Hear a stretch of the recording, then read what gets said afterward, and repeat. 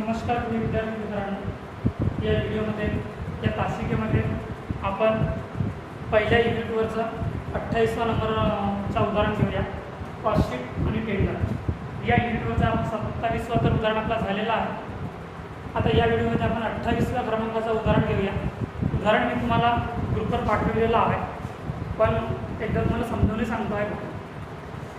In respect of a factory, the following figures are available for the year 2004.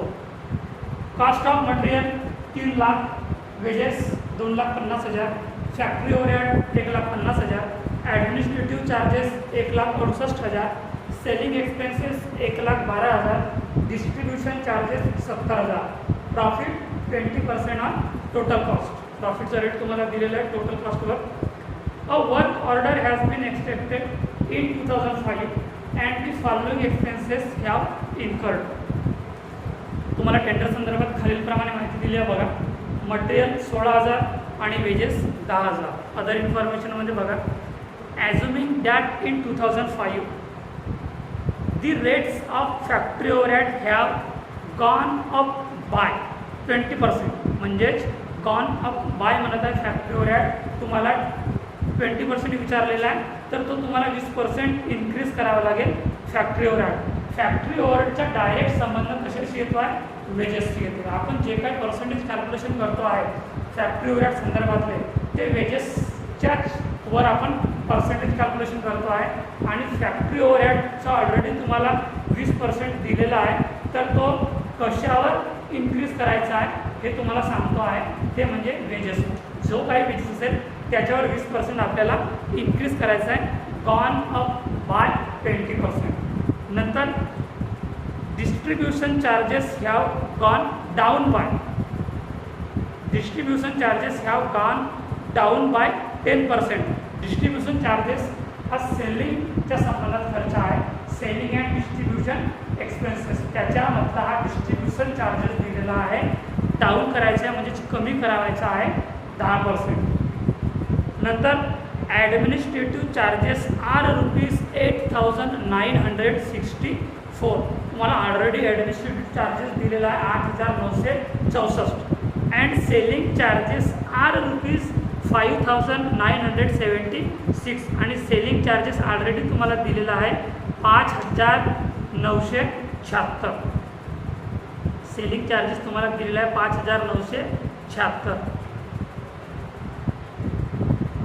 At which price the work order should be quoted as so to earn a 20% profit on total cost. आणि तुम्हाला टेंडरवर प्रॉफिटचा rate दिलेला आहे 20%. कशावर?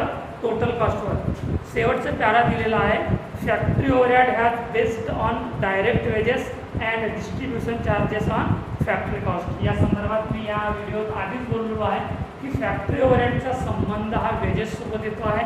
याच्या आधी आपण जे काही पर्सेंटेज काढलेले आहोत फॅक्टरी ओव्हरहेडचे पर्सेंटेज आपण वेजेसवर काढलेले आहोत आणि ॲडमिनिस्ट्रेटिव्ह ओव्हरहेडचे पर्सेंटेज आपण फॅक्टरी कॉस्ट म्हणजे वर्क कॉस्टवर काढलेले आहोत. आणि तोच पॅरा तुम्हाला शेवटचा दिलेला आहे. Factory overhead is based on direct wedges and distribution charges on factory cost. आपण याच्या आधी ॲडमिनिस्ट्रेटिव्ह चार्जेस म्हणजे ऑफिस संदर्भातला हा जो खर्च आहे त्याचे सुद्धा पर्सेंटेज आपण फॅक्टरी किंवा वर्क कॉस्टवर काढलेले आहोत. पण या उदाहरणात तुम्हाला एक पॉईंट नवीन विचारलेला आहे, तो म्हणजे डिस्ट्रीब्युशन चार्जेस. हा डिस्ट्रीब्युशन चार्जेस तुम्हाला सेलिंगमध्ये येतो आहे आणि याच्यावर जे काही पर्सेंटेज काढायचे आहेत ते सुद्धा तुम्हाला फॅक्टरी कॉस्टवर किंवा वर्क कॉस्टवर काढायचे आहेत.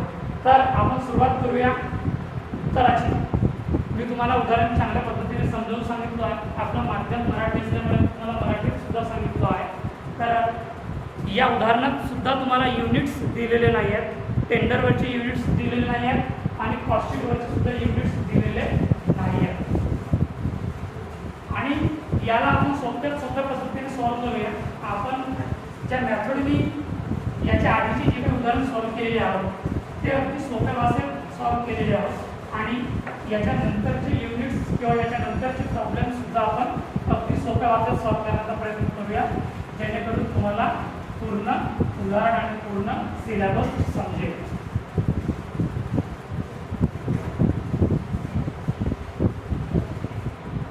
कॉस्ट शीटची आखणी करू का? Cost sheet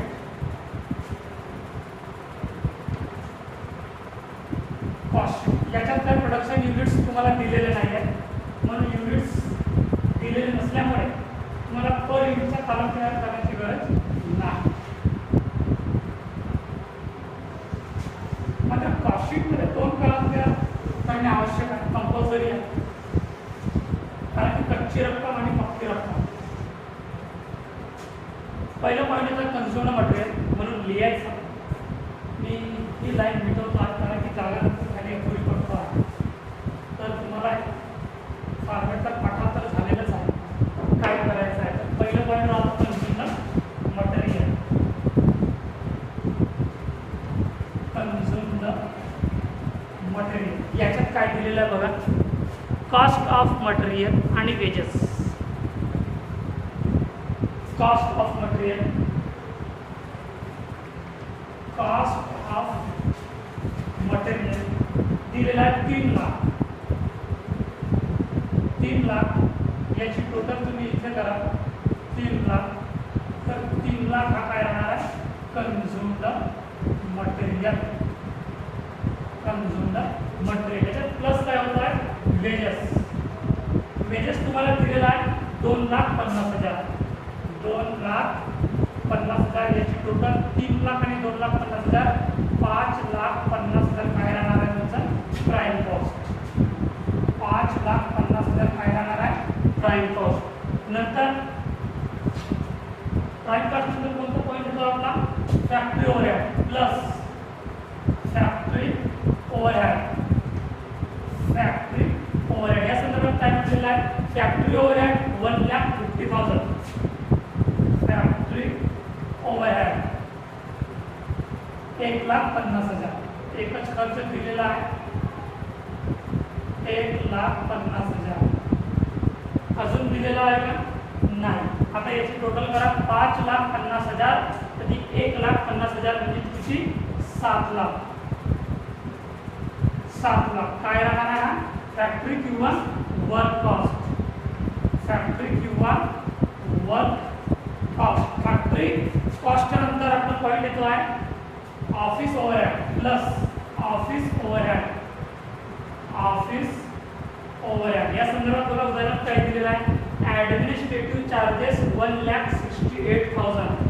administrative charges, administrative charges, administrative charges हा 1,68,000. 1,68,000 याची टोटल करा 7 लाख आणि 1,68,000 8,68,000. 8,68,000 हा काय राहणार तुमचा कॉस्ट ऑफ प्रोडक्शन.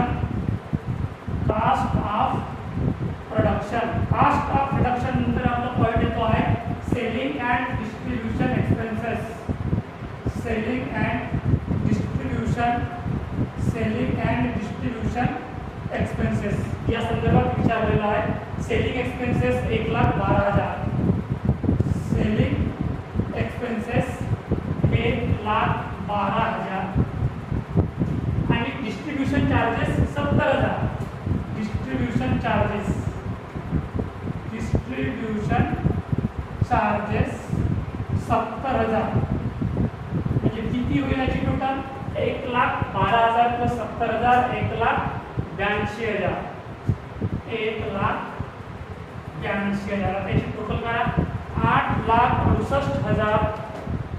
8,68,000 प्लस 1,82,000 10,50,000. 10,50,000 हा काय राहणार तुमचा total cost. Total cost. Total cost नंतर काय येतो आपला प्रॉफिट. टोटल कॉस्ट नंतर प्रॉफिट. टोटल कॉस्ट नंतर आपला प्रॉफिट येतो. बघा आता उदाहरणार्थ तुम्हाला सेल्स दिलेला आहे तो प्रॉफिट दिलेला आहे तर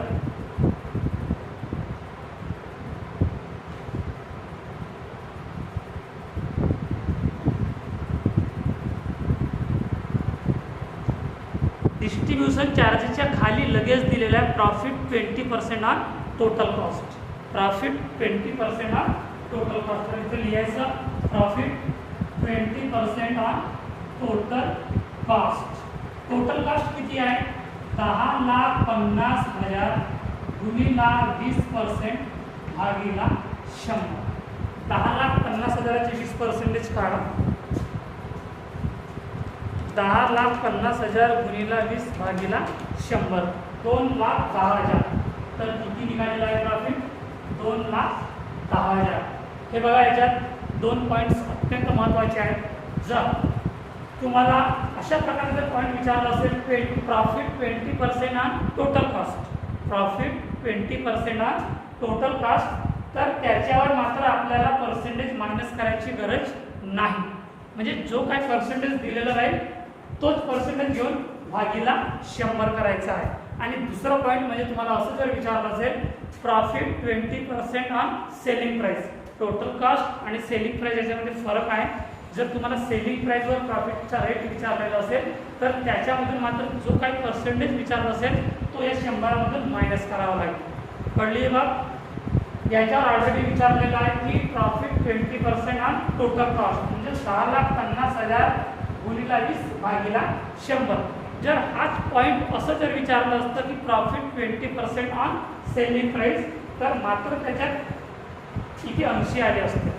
म्हणजे 10,50,000 गुणिला 20 भागिला 80 म्हणजे 100 20 मायनस झालेले टोटल भागिला आले असते. तर आता इथं आपलं प्रॉफिट कॅल्क्युलेट झालेलं आहे. म्हणजे 10,50,000 आणि 2,10,000, 12,60,000. 12,60,000 हा 12,60,000 काय आहे? सेल्स आहे. 12,60,000 काय आहे? सेल्स. आणि इथे कॉस्ट शीट ही संपलेली आहे. बघा, याच्यात काही नवीन पॉईंट्स तुम्हाला विचारलेलं होतं ते आपण आणि विचारलेलं आहे तो आपण टेंडरवर बघूया. त्याचा परिणाम टेंडरवर दिसेल. जो काही तुम्हाला नवीन पद्धतीच्या उदाहरणे विचारत आहे, काही नवीन पद्धतीचे जर काही पॉईंट्स विचारत आहे तर त्याचा परिणाम हा टेंडरवर म्हणजे कोटेशनवर दिसतो आहे. आता आपण सुरुवात करूया टेंडरची. TENDER tender. एकच कॉलम आहे रकमेचा आणि एक कॉलम आहे पर्टिक्युलर.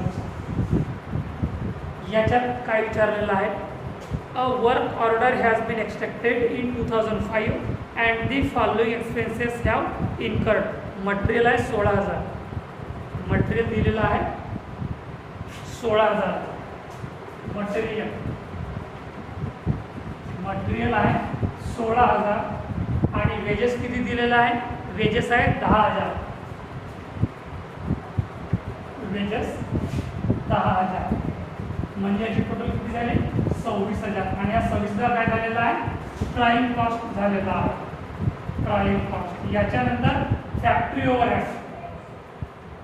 फॅक्टरी ओव्हरहेड या संदर्भात बघा काय दिलेलं आहे.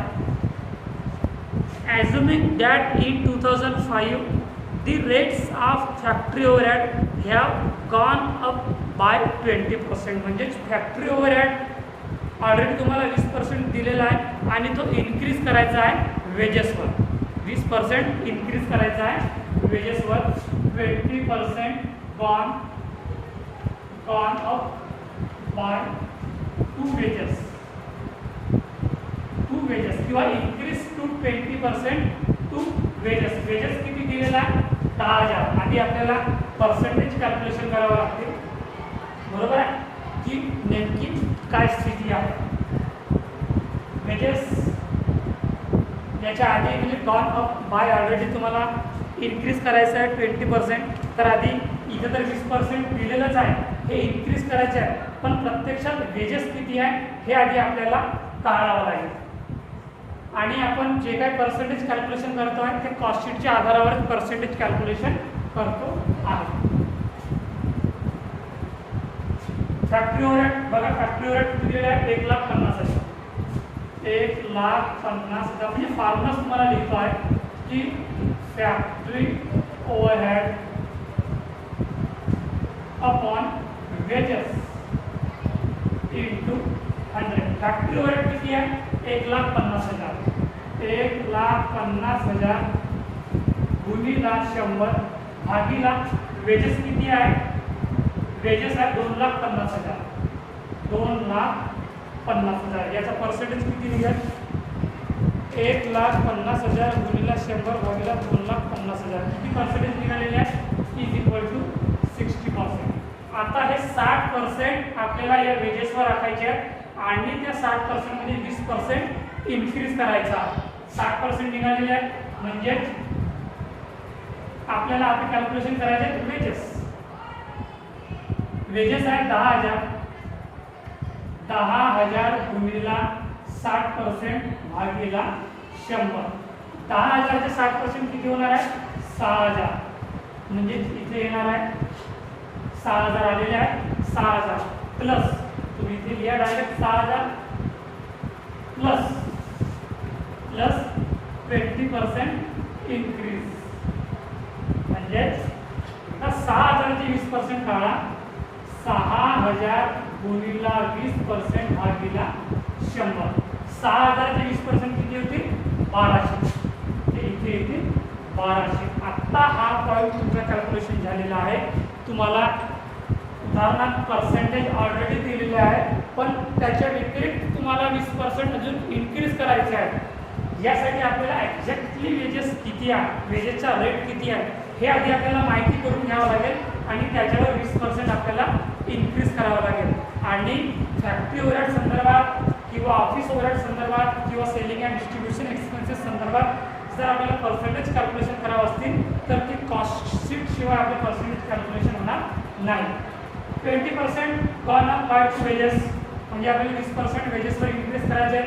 त्यासाठी आपल्याला ॲक्च्युरेट म्हणजे ॲक्च्युली किती वेजेस आहे हा आपल्याला कॅल्क्युलेशन करावं लागेल. तर याच्या आधी आपण फॅक्टरी ओव्हरहेड टू वेजेसवर पर्सेंटेज कॅल्क्युलेशन केलेली आहे. ती पद्धत इथे सुद्धा उपयोगात आलेली आहे. Factory overhead to wages, factory overhead to wages into 100. Factory overhead दिला 1,50,000 आणि वेजेस दिल्या 2,50,000 गुणिले 100. याचे पर्सेंटेज निघालेले आहेत 60%. म्हणजे इथे 60% कशावर आलेले राहतील आता या वेजेसवर. 10,000 चे 60% होणार आहे 6,000. फायनल टोटल 6,000 आणि याच्यात 20% इन्क्रीज करायचा आहे. म्हणजे 6,000 चे 20% 1,200 प्लस 20% इन्क्रीज 6,000 इंटू 20/100 म्हणजे 6,000 चे 20% म्हणजे 1,200. आता याची टोटल करा 26,000 प्लस 6,000 आणि 1,200 33,200. 33,200 हा काय राहणार तुमचा फॅक्टरी किंवा वर्क कॉस्ट. फॅक्टरी किंवा वर्क कॉस्ट. याच्यानंतर office overhead. Office overhead, office overhead संदर्भात काय विचारलेलं आहे. डिस्ट्रीब्युशन चार्जेस हा तर सेलिंगचा खर्च आहे. त्याच्यानंतर बघा administrative charges are ₹8,964 and selling charges are ₹5,976. तर ऑलरेडी तुम्हाला ऑफिस ओव्हरहेडचा ॲडमिनिस्ट्रेटिव्ह चार्जेस दिलेला आहे 8,964. ॲडमिनिस्ट्रेटिव्ह चार्जेस, ॲडमिनिस्ट्रेटिव्ह चार्जेस 8,900 किती दिलेलं आहे 8,964.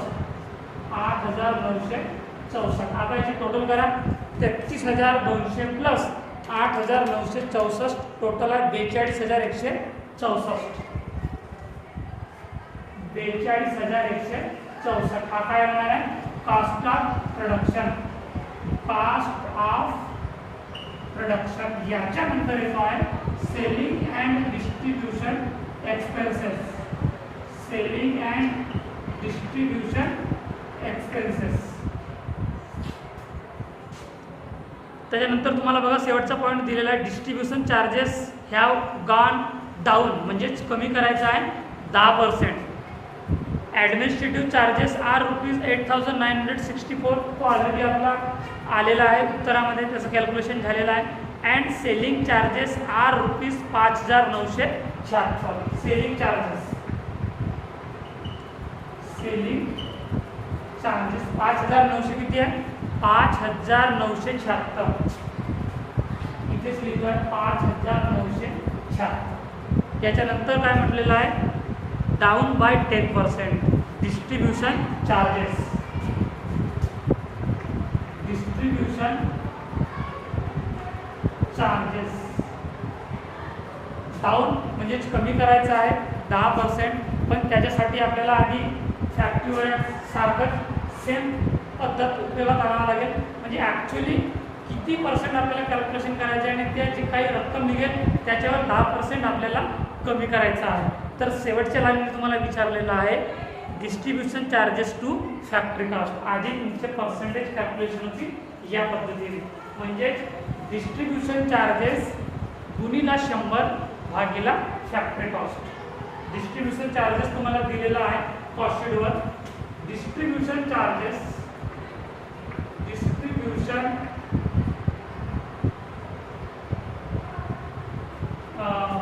इथे जागा अपुरी पडत आहे तर मी मिटवतो आहे थोडासा. कॉस्टशीट थोडासा शेवटची मिटवतो आहे किंवा वरचं मिटवतो आहे. तुम्ही लिहिताना बरोबर व्यवस्थित लिहायचं आहे, कारण तुमच्याकडे व्हिडिओ अवेलेबल असल्यामुळे लिहिण्यात कोणतीच अडचण निर्माण होणार नाही.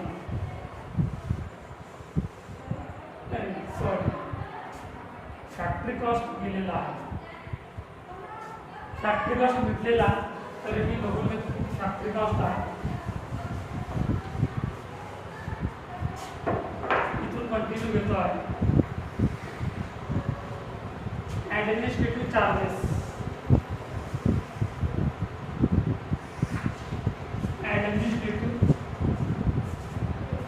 डिस्ट्रीब्युशन चार्जेस याचा फॉर्म्युला आहे distribution charges upon factory cost into 100. Distribution charges किती दिलेला आहे? डिस्ट्रीब्युशन चार्जेस आहे 70,000. डिस्ट्रीब्युशन चार्जेस आहे 70,000 गुणिला 100 भागिला फॅक्टरी कॉस्ट. फॅक्टरी कॉस्ट किती आहे बघा, फॅक्टरी कॉस्ट आहे 7 लाख. फॅक्टरी कॉस्ट आहे 7 लाख. तर 70,000 गुणिले 100 भागिला 7 लाख करा तर किती पर्सेंटेज येतील? 10%, 10%. ठीक आहे. आता 10% टू फॅक्टरी कॉस्ट. आता विचारलेलंच आहे तुम्हाला शेवटच्या पॅरामध्ये की distribution charges to factory cost. आता बघा टेंडरवर फॅक्टरी कॉस्ट किती दिलेला आहे? 33,200. 10% on factory cost, 10% on factory cost. Factory cost किती आहे? 33,200. म्हणजेच 33,200 गुणिला 10% भागिला 100 किती होईल? 3,320. 3,000 इथे लिहितो आहे मी इनर कॉलममध्ये 3,320. आता डाऊन म्हटलेलं आहे, डाऊन म्हटलेलं आहे म्हणजेच मायनस करायचे आहेत, कमी करायचे आहेत. किती पर्सेंट? 10%. मायनस 10% डाऊन बाय कशावर? 3,320 वर ऑन 3,320. म्हणजे 3,320 गुणिला 10% भागिला 100 किती होणार? 332.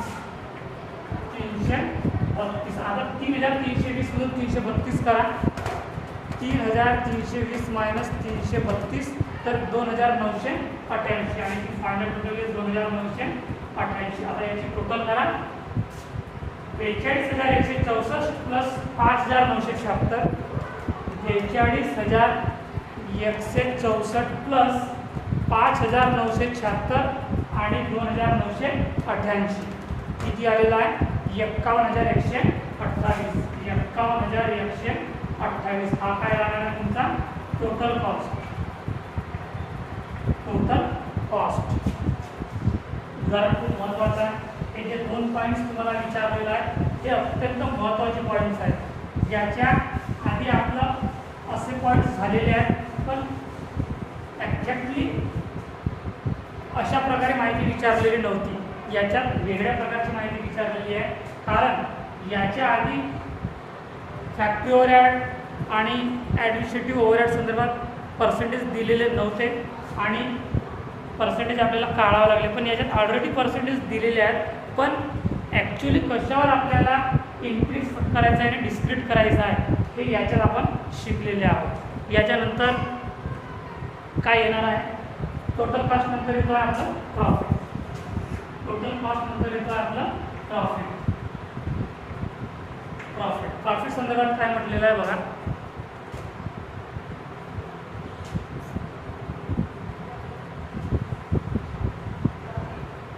प्रॉफिट संदर्भात शेवटच्या पॅरामध्ये बघा, the work order should be quoted so as to earn 20% profit on total cost. याच्यावरही सुद्धा तुम्हाला प्रॉफिट 20% विचारलेला आहे आणि तो म्हणजे टोटल कास्टवर विचारलेला आहे, म्हणून टोटल कास्टवर पर्सेंटेज काढायचे. आणि टेंडरवर आता 20% टोटल कास्ट म्हटलेला आहे, तर ही गोष्ट लक्षात ठेवायची, जो मी या व्हिडिओमध्ये याच्या आधी सांगलेलो आहे की प्रॉफिट 20% टू टोटल कॉस्ट जर असं म्हणत असेल उदाहरणार्थ, तर तो कॉस्टशीट पुरता सीमित राहणार आहे. मग 20% जर फॉर एक्झाम्पल 20% तुम्हाला प्रॉफिट विचारलेलं असेल टोटल कॉस्टवर, तर त्याची मांडणी अशा प्रकारे करायची, टोटल कॉस्ट गुणिला रेट अपॉन 100. हा फक्त कॉस्टशीट पुरता मर्यादित राहील. पण टेंडरवर जर तुम्हाला सेलिंग प्राईस संदर्भात प्रॉफिटचा रेट दिलेला असेल किंवा टोटल कॉस्ट विषयावर तुम्हाला प्रॉफिटचा रेट दिलेला असेल, पण त्याचा मात्र रेट हा 100 मधूनच मायनस होईल. Profit 20% on total cost. मी आताच म्हटलेलो आहे की जर टेंडरवर तुम्हाला प्रॉफिटचा रेट टोटल कॉस्टवर किंवा सेलिंग प्राईसवर दिलेला असेल, जो काही रेट तुम्हाला दिलेला असेल तो 100 मधून मायनसच होईल. 20% विचारलेला आहे, 20% टोटल कास्ट. आता टोटल कास्ट किती दिलेलं आहे बघा, total cost into 20% भागिला 80. Total caste आहे 51,128. 51,128 गुणिला 20% भागिला 80. अशा प्रकारे मी या संदर्भात तुम्हाला आधीच समजून सांगितलं आहे.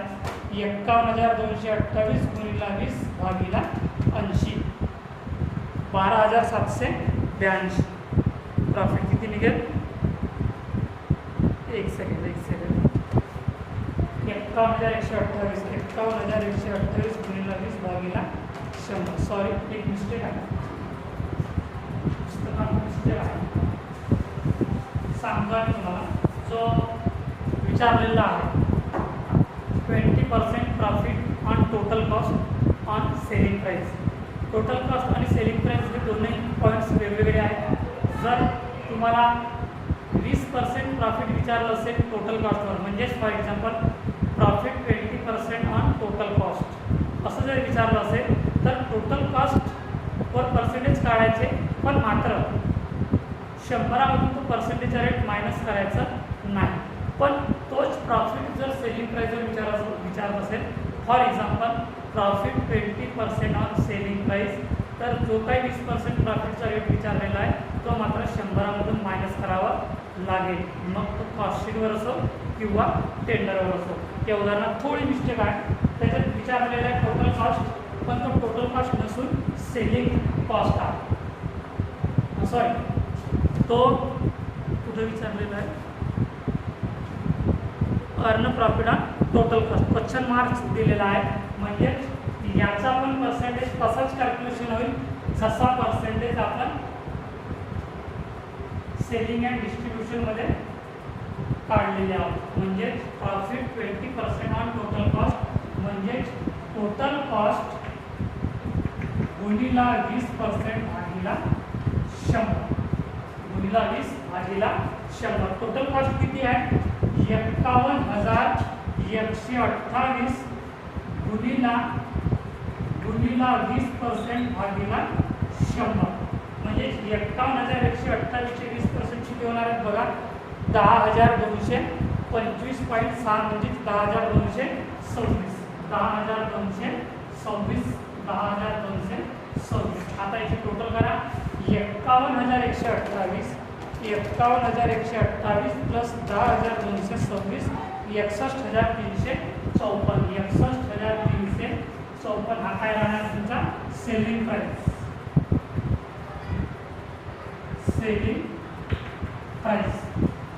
समजलं विद्यार्थ्यांना याच्यात दोन अत्यंत महत्त्वाचे पॉईंट विचारलेले होते. मी तुम्हाला सुरुवातीपासून सांगत होतो प्रत्येक उदाहरणात काही ना काही तुम्हाला वेगळं शिकायला मिळणार आहे आणि या उदाहरणातही तुम्हाला वेगळं काही शिकायला मिळालेलं आहे. ते म्हणजे तुम्हाला फॅक्टरी ओव्हरहेडवर 20% गॉन अप बाय 20% विचारलेलं होतं. त्याचा ऑलरेडी तुम्हाला रेट दिलेला होता. त्याच पद्धतीने तुम्हाला सेलिंग अँड डिस्ट्रीब्युशन मध्ये तुम्हाला पर्सेंटेज विचारलेलं होतं, डाऊन करायचं होतं, कमी करायचं होतं. हे दोन पॉईंट्स आपण इथे महत्त्वपूर्ण शिकलेले आहोत आणि याच्यानंतरचं उदाहरण आपण पुढच्या दशकेला घेऊया आणि इथेच थांबूया. धन्यवाद.